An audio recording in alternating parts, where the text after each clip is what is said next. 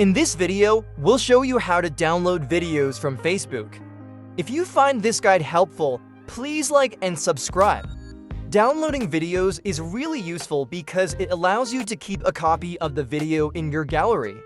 You can then use it for anything, whether it's for editing, sharing, or anything else. Before we get started, make sure you're on Facebook. Note that this method only works with your own videos. You can't download someone else's videos. To begin, open the Facebook app and tap on the menu button in the top right or bottom right. Then go to your profile by tapping on your name.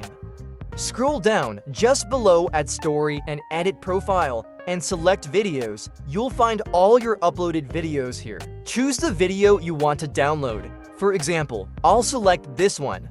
Once you've selected the video, tap the three dots on the right side at the bottom of the video.